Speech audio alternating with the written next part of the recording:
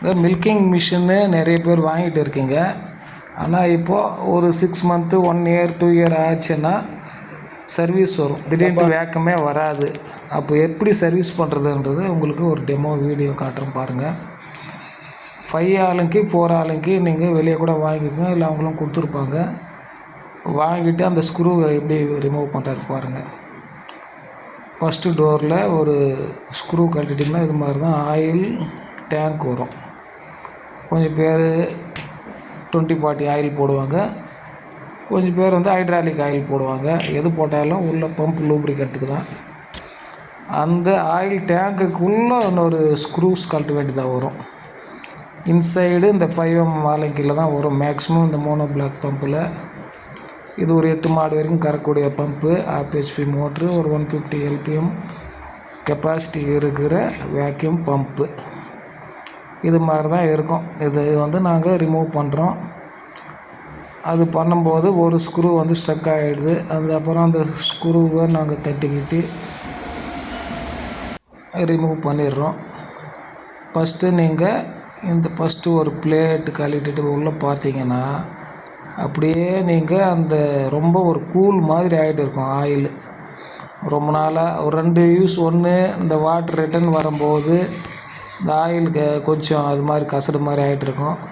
இல்லை நீங்கள் நீண்ட நாட்களாக ஆயில் வந்து டேங்க் க்ளீன் பண்ணாமல் இருக்கிறது, அப்பப்போ ஆயில் ஊற்றாமல் இருந்தால் அது மாதிரி ட்ரை ஆகிடும். இப்போ ட்ரை ஆகிடுச்சுன்னா இந்த ஆயில் டேங்க்லேருந்து பம்பு செக்ஷனுக்கு ஆயில் போகாது. இந்த டேங்க்கில் இருந்தால் பம்பு செக்ஷனுக்கு ட்ராப்பாக ஒழுகுற மாதிரி தான் அவங்க செட்டப் பண்ணியிருக்காங்க. அது ஒழுகும்போது உள்ளே இருக்கிற பம்பில் இருக்கிற பிளேட்டுங்கள்லாம் தேயாமல் இருக்கிறதுக்கு இந்த செட்டப்பு வழுக்கின்னு போகணும், ப்ரெஷர் வரணுன்றதுக்காக தான் பண்ணியிருக்காங்க. இந்த பம்பு எங்கக்கிட்ட அந்த கஸ்டமர் சொல்லும்போது சுத்தமாகவே 0% வந்தது, வேக்கமே இல்லை, சுத்தமாகவே இழுக்கலான்ற மாதிரி தான் சொல்லியிருந்தாங்க. அப்புறமா அந்த ஸ்க்ரூ கழட்டிட்டோம் பாருங்கள். ஆயில் டேங்க் ஸ்க்ரூ எடுத்துகிட்டு முன்னாடி உள்ளே அந்த பிளேட் எடுக்கிறாரு பாருங்கள். அந்த பிளேட்டு தான் ஃபங்க்ஷன் ஆகுறது. ஒரு 4 பிளேட் இருக்கும். எந்த டைரெக்ஷன் எடுக்கிறீங்களோ அதே டைரெக்டில் நீங்கள் திருப்பி மாட்டணும், இல்லைன்னா புதுசாக கூட போட்டுடணும். அந்த பிளேட்டெல்லாம் நீங்கள் கெரோசின், டீசல் இல்லை பெட்ரோல் இதில் சுத்தமாக வாஷ் பண்ணிடுங்க. அதுக்கப்புறமா அந்த டேங்க்கையும் நீங்கள் வாஷ் பண்ணிடணும். ஆயில் டேங்க் வாஷ் பண்ணணும்.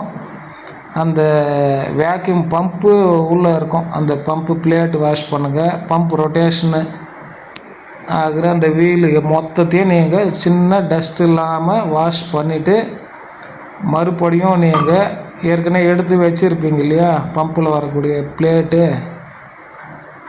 அந்த பிளேட்டெல்லாம் சுத்தமாக வாஷ் பண்ணிட்டு எந்த டைரெக்ஷனில் இருக்குங்களோ அந்த டிகிரி பாருங்கள். அந்த டிகிரிலேயே அந்த பம்பு பிளேட் இன்சர்ட் பண்ணிவிட்டு அதுக்கப்புறமா அந்த ஆயில் டேங்க்கு உள்ளே வரும். ஒரு 4 ஸ்க்ரூ 5 ஸ்க்ரூ கொடுத்துருப்பாங்க. அந்த ஸ்க்ரூவை வச்சு நீங்கள் டைட் பண்ணிடணும். 5mm ஆளுக்கு வாங்கினீங்கன்னா போதும். இந்த மாதிரி டீ ஆளுக்கு வாங்குறது ரொம்ப பெஸ்ட்டு. வாங்கிட்டு நீங்கள் அதை எல்லாமே டைட் பண்ணிவிடுங்க. டைட் பண்ணிவிட்டு அதுக்கப்புறமா நீங்கள் அதே மாதிரி நியூ ஆயில் போடுங்க. 20-40 இது ஓல்டு ஆயிலு.